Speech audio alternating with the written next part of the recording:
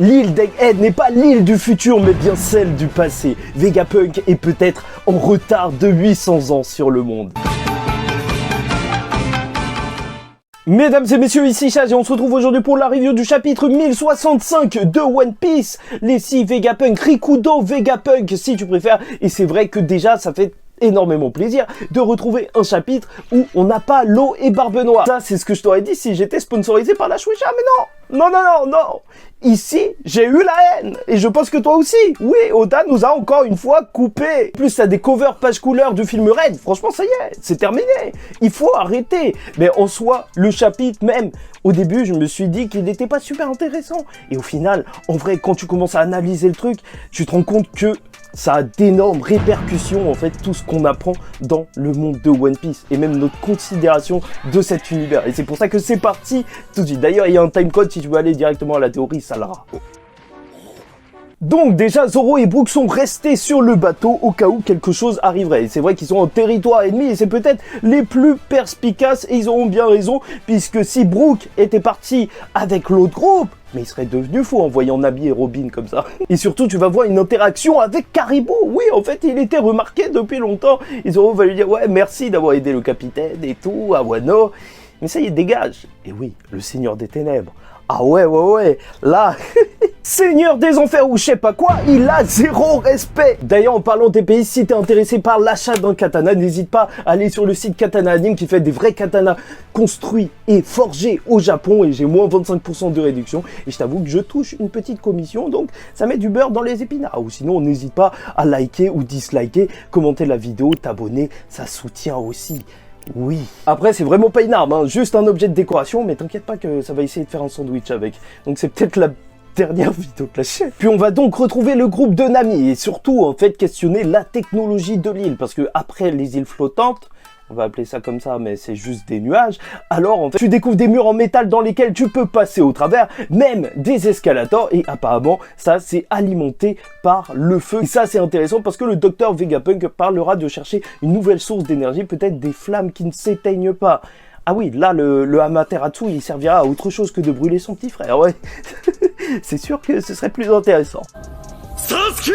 Mais ce qui va surtout nous intéresser, c'est cet accueil extraordinaire. Quelle gratitude, en fait. C'est ça, en fait, découvrir une autre culture, un autre peuple qui t'accueille en essayant de te tuer. Oui, ça, c'est magnifique. Ça, c'est du voyage. Vu que derrière la porte se trouvait le Séraphin Jinbei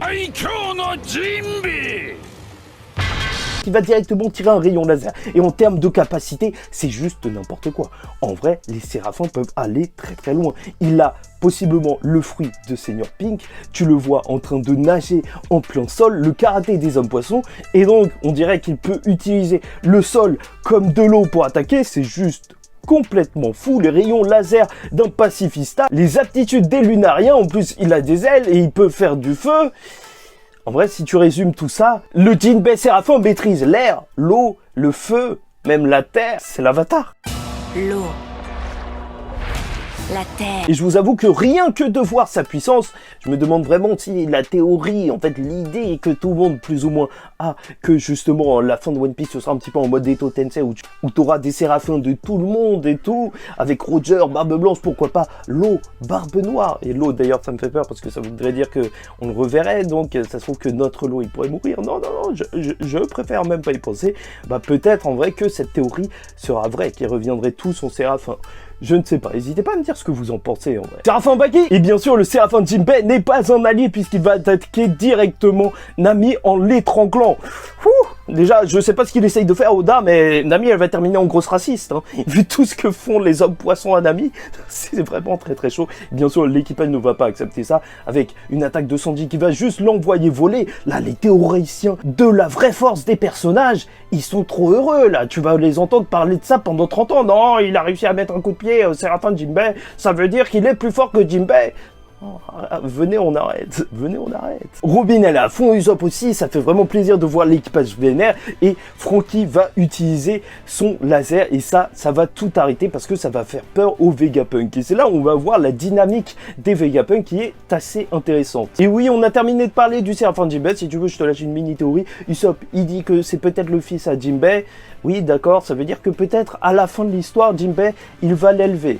Voilà, c'est nul. Mais qu'est-ce que tu veux? Tu voulais ça? C'est ça. Et donc parlons de la dynamique du Vegapunk Rikudo, puisque chacun des corps semble avoir une fonction précise. Que ce soit Edison qui semble avoir les idées, il se dit que le Séraphin, ouais et tout, c'est vrai qu'il est trop petit, il a pas encore passé les tests des rayons laser, peut-être qu'il faudrait le faire vieillir ou je sais pas quoi. Pythagore qui semble s'occuper de la récolte de données et de l'analyse, data analyst tu connais. Et pour des fonctions autres que la création, bah t'as Lilith qui semble être là pour les émotions, et York, ce nouveau Vegapunk que tu découvres, qui est là pour bouffer, pour aller aux chiottes, pour en fait faire tous les trucs qui servent à rien à un scientifique. En vrai, il a vraiment tout délégué, mais là, il a délégué à un autre level. Heureusement que ton patron, il peut pas faire ça.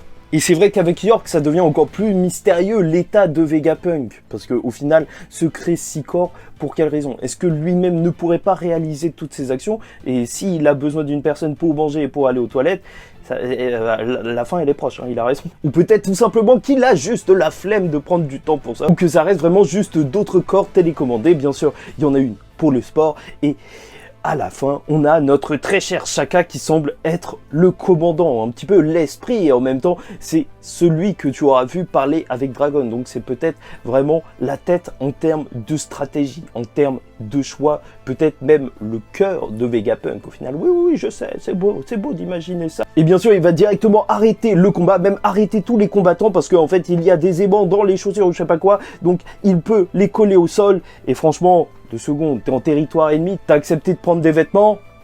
En vrai, j'espère qu'ils retiendront la leçon, parce que c'était juste n'importe quoi de base. Cette idée était complètement zinzin. T'acceptes jamais si des inconnus te proposent des vêtements. Regarde ça. Je l'ai pris à mon petit frère. Désolé, franchement, si tu regardes la vidéo, c'est juste que j'avais froid et que j'avais la flemme de salir un pull, je salis. Bien entendu, t'as Usopp qui va juste délirer qu'il y ait plusieurs Vegapunk et juste se dire, bah, est-ce que moi je suis un Vegapunk? Et c'est vrai que je suis complètement fou. Depuis que les mensonges d'Usopp deviennent réalité, je me dis que chacune de ces paroles sont importantes. Est-ce qu'il deviendra vraiment Vegapunk avec Franky? Est-ce que vraiment la théorie du voyage dans le temps de la boucle temporelle est réelle? La théorie qui dit que toutes les grandes figures du monde de One Piece dont on a entendu parler, Joy Boy, Luffy, Ryuma, Zoro, seraient donc en fait issues du fait qu'ils aient voyagé dans le temps. La fameuse théorie du Mont Corvo. Et là, je sais que t'es en commentaire et t'es en train d'écrire, oui, non, c'était la théorie de Henrik 21. Bref, on verra bien pour cette théorie et là, on aura l'élément qui va peut-être changer le monde de One Piece, puisque Shaka va leur demander s'ils voient cette île comme l'île du futur et va révéler que c'est en réalité l'île du passé avec en parallèle Luffy et son groupe qui découvrent un robot géant venu du passé.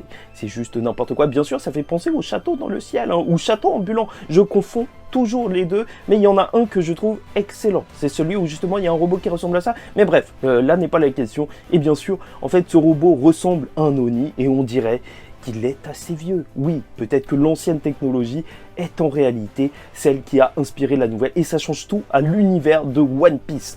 Voilà, attends, je t'explique avant la grosse théorie. En plus, t'as vu, Luffy, il est en train de tenir un bâton et je te rappelle la théorie, Sun Wukong, Luffy utilisera un bâton pour se battre dans le futur. Oui, j'y crois toujours et j'ai toujours ça en tête, j'espère. Et donc, bien évidemment qu'on pouvait imaginer depuis fort longtemps que l'ancien royaume avait des capacités technologiques assez évoluées étant donné qu'ils avaient créé les armes antiques dont Pluton, navire juste incroyable. Et donc oui, il faut une certaine technologie, mais on pouvait aussi se dire ils avaient peut-être une source d'énergie différente avec, je sais pas, une flamme bizarre ou je sais pas quoi. Là, ça y est, c'est confirmé, c'est de la technologie qu'ils avaient. Et ça, c'est complètement fou. Ça veut dire que le monde de One Piece serait en réalité post-apocalyptique. C'est juste complètement délirant. Pas avec toute la civilisation qui se serait effondrée, mais juste avec une partie, sa technologie la plus avancée qui aurait disparu. Et ça explique tellement de choses dans le monde de One Piece. Des choses que, voilà, on disait, bon, bah c'est normal. Alors qu'en fait, pas du tout. Le fait qu'il y ait des mecs qui se battent avec des rayons laser, juste à côté de bonhommes qui se battent avec des katanas. En vrai, ça n'a absolument aucun sens. Même les robots sur la lune de la mini-aventure d'Eneru, peut-être qu'ils venaient de là. Et tout ça, ça me fait penser à la citation assez connue d'Einstein qui disait qu'il ne savait pas ce que seraient les armes de la 3e guerre mondiale, mais que pour la 4e, les armes seraient sûrement juste des bâtons et des pierres. Tout simplement parce que peut-être, justement, ce serait beaucoup trop destructeur et que ça ramènerait tout en arrière. Et voilà, bâton, haki, gros coup de poing, voilà, on est dans le monde de One Piece. Alors qu'en vrai, ils ont inventé des trucs de fou. C'est juste incroyable. Et c'est là qu'on peut partir sur la théorie sur les fruits du démon. Et là, allez, tu vas m'en dire des nouvelles. La théorie sur l'origine des fruits du démon qui ne serait pas mystique, mais bien technologique. Je vous en avais déjà parlé lors du raid d'Onigashima lorsqu'on voyait les Zoan dinosaures se battre et que Oda nous faisait des blagues bizarres avec un pteranodon qui te tirait la tête et qui la lançait et qui disait que c'était comme ça que les dinosaures chassaient. Je vous disais qu'il y avait peut-être quelque chose de caché derrière cela et que peut-être les fruits seraient artificiels parce que justement ils ne correspondent pas à la réalité. Et lors de ce chapitre 1065 de One Piece, on apprend que l'ancien royaume est avec une technologie bien plus avancée que maintenant. Et ça explique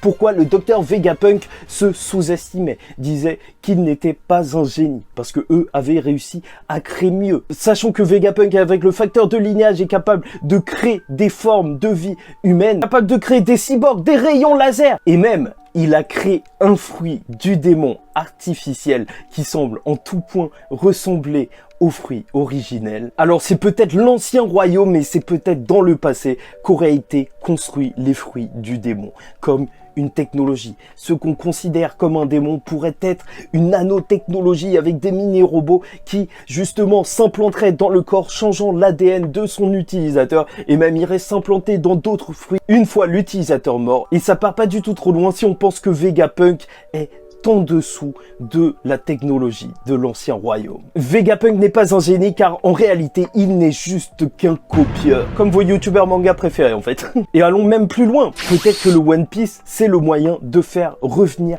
cet âge d'or, cette technologie qui rendait le monde merveilleux. Et ça peut même donner un tout autre sens aux paroles qu'on a entendues jusque-là, même celles de Roger qui nous aura marqué. Un Roger qui riait en découvrant le One Piece et un mot de Joy Boy en se disant qu'il aurait aimé vivre à la même époque que lui. Et à l'époque, je me disais que c'était sûrement parce que Joy Boy avait l'air d'être un mec super marrant, mais peut-être que ça va plus loin. Peut-être que de la même manière qu'un homme du Moyen-Âge, s'il arrivait dans notre monde, serait ébahi par la télé, la bouffe, je sais pas, plein de choses, alors Roger, lui, s'imaginait dans cet univers futuriste. Et donc, lorsqu'il disait qu'il aurait aimé vivre à l'époque de Joy Boy, il ne parlait pas de vivre avec Joy Boy, mais bien de vivre dans son époque.